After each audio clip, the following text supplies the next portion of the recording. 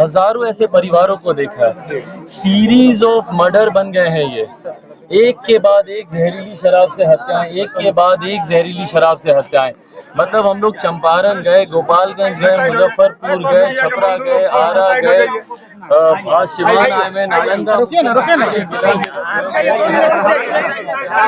लोग गए एक के बाद एक। मुख्यमंत्री नीतीश कुमार बोलते हैं कि हमने महिलाओं के लिए कानून बनाया। आज आप देख लीजिए, आपके कैमरे दिखाएं कि कौन रो रहा है भैया, महिलाएं रो रही हैं, छोटी छोटी बच्चियां रो रही हैं, आपके कानून की विफलता की वजह से रो रही हैं।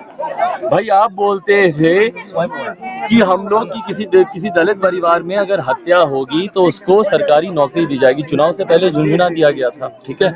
आज बताइए, अगर ये हत्या नहीं है, मैं इसको मौत नहीं मानता हूँ, मैं इसको हत्या ही मानता हूँ। किसी को अगर आप जहर पिला के मारते हैं तो वो हत्या होती है। यहाँ पे जहरीली शराब देकर मारा गया है, अनुसूचित जाति दलित परिवार के लोग हैं, और उसके बाद मारने के बाद मतलब संवेदनहीनता की पराकाष्ठा है कि आप आके उनको डरा रहे हैं, धमका रहे हैं, आप जाके उनको बोल रहे हैं कि नहीं जबरदस्ती कागज पे साइन करो। भाई कौन से उसमें लिखा जाता है कि कागज पे साइन करना अनिवार्य होता है, जिसमें कि भाई हमको किसी से कुछ लेना देना नहीं, क्यों जबरदस्ती साइन करवाया जा रहा है। एक मुस्लिम परिवार है, उसके शव को दफनाने के लिए प्रशासन के लोग खड़े हैं। भाई कितने ऐसे अल्पसंख्यक परिवारों में मृत्यु हुई है, कितनी जगह प्रशासन के लोग जाते हैं भैया उसको दफनाने। आप सबूत मिटाने का प्रयास कर रहे हैं ना। प्रशासन के ऐसे अधिकारियों पे कार्रवाई होनी चाहिए। मृतक परिवारों को 25 लाख रुपए का मुआवजा मिलना चाहिए, और कम से कम एक परिवार के सदस्य को, भैया 4 छोटे बच्चे हैं, मुझे लगता है सबसे बड़ी बच्ची की उम्र 12-14 साल की होगी और बाकी सारे छोटे, उनके पढ़ाई की जिम्मेदारी कौन लेगा।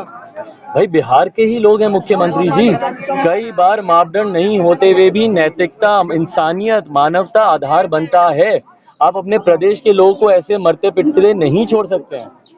कल हम लोग भागलपुर गए थे, वहां पे भी 15 लोग एक साथ लाश में मरे, एक के खाने की व्यवस्था इन्होंने नहीं की, उनके घर उजड़ के रहने की व्यवस्था नहीं की। हम लोग वहां पे भी हम लोग खाना खिलवा रहे हैं उनको, रहने के लिए हम लोगों ने अपने पार्टी के लोगों के यहाँ हम लोगों ने घर दिया।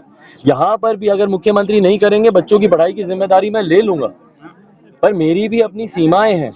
आप आज सरकार में बैठे हुए हैं, जितना आप कर पाएंगे मुख्यमंत्री जी उतना और कोई नहीं कर पाएगा। तो इसीलिए मैं आग्रह करता हूं कि प्रदेश के, बिहार के प्रधान बिहार पे दे ध्यान, जरूरी है बिहार के प्रधान का बिहार पे ध्यान देना।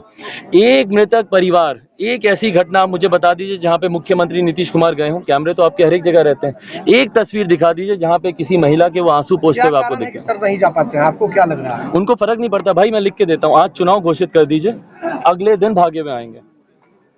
आज बिहार में चुनाव घोषित कर दीजिए, अगले दिन मुख्यमंत्री क्या पूरी सरकार भागी आएगी। भागलपुर की घटना सुन लीजिए, एमएलसी के चुनाव चल रहे हैं, सर्किट हाउस में तमाम इनके मंत्री, सांसद, विधायक वहां पे बैठे हुए हैं, महज 1.5-2 किलोमीटर की दूरी है, सब बैठे हुए हैं चुनाव प्रचार के लिए।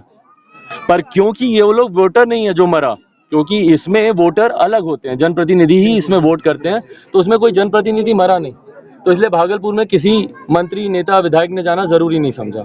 मैं बोल रहा हूँ यहाँ पे आप कल चुनाव घोषित कर दीजिए, लाइन नहीं लग गई सरकारी गाड़ियों की तो मेरा नाम बदल दीजिएगा। उसी तरीके से चुनाव घोषित हो जाएंगे, मुख्यमंत्री नंगे पांव दौड़े जाएंगे भागलपुर में जहाँ पे बम ये पटाखा ब्लास्ट। शराबबंदी खत्म होना चाहिए क्या, इस पे क्या आपका? भाई मैं इस कानून का पक्षधर हूँ, शराबबंदी होनी चाहिए, खासतौर पर बिहार जैसा राज्य जहाँ पे शिक्षा का इतना अभाव है, लिटरेसी रेट इतना लो है, लोग नहीं समझते हैं कि हानिकारक पदार्थों के कितने नुकसान हो सकते हैं। तो ऐसे में इस राज्य में शराबबंदी होनी चाहिए, पर शराबबंदी के नाम पर ये मौत का जो तांडव मचा के रखा हुआ है, सीरीज ऑफ मर्डर आपने करवा रखे हैं, इसकी जिम्मेदारी किसकी है भैया? कौन जिम्मेदारी लेगा? कितनी और मौतों का इंतजार करेंगे मुख्यमंत्री नीतीश कुमार जी अपने एक अनन्य मार्ग से निकलने के लिए? सर ये माना जाए कि पुलिस की कमाई का जरिया बन गया है शराब। बिल्कुल, अरे भ्रष्टाचार का अड्डा, पैरेलल इकोनॉमी खड़ी हो गई है। जितना सरकारी राजस्व नहीं आता था, रेवेन्यू नहीं आता था जब शराब खुली थी, उससे ज्यादा राजस्व ब्लैक मार्केट में आ रहा है। अब ये कौन सी पार्टी में या किस नेता की जेब में जा रहा है? भाई जांच का विषय है, हम लोग की जब सरकार आएगी हम लोग यकीनन इस पे जांच करवाएंगे। सर भैया जो पैरेलल इकोनॉमी खड़ी हुई है, तस्कर खड़े कर दिए भैया, आयात होता है दूसरे प्रदेशों से, अवैध शराब का निर्माण होता है, बच्ची बता रही है भैया सामने, कहाँ पे कौन सी जगह, पर पुलिस नहीं जाएगी वहां पे। क्यों? क्योंकि महीना नहीं हफ्ता बंधा हुआ है सीधा जेब में। सर, मृतक के घर के बगल में ही मृतकों के परिवार ने कहा है कि शराब मिलती है, बिकता है। पुलिस आज तक पकड़ नहीं पाई। सर, एसपी साहब से क्या आप निवेदन करेंगे? भाई पुलिस कभी नहीं पकड़ेगी, एसपी साहब क्या कर लेंगे भैया? पटना से जिनको ऑर्डर आ रहे नहीं हैं, लेना चाहिए। अरे पटना से जिनको, एसपी के मंत्री कौन है? हमारे प्रदेश के मुख्यमंत्री गृह मंत्री भी तो हैं। दुर्भाग्य की बात है हमारे प्रदेश के लिए कि वो हमारे प्रदेश के गृह मंत्री भी हैं। उन्हीं के दिशा निर्देश पे एसपी साहब काम करेंगे। क्या कर लेंगे वो?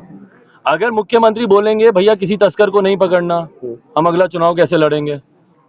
अवैध शराब को नहीं, 100 बसें आने देना वहां से, गाड़ियां भर भर के, फिर उसके बाद एक पकड़ लेना, फिर अगली 100 जाने देना, फिर एक पकड़ लेना।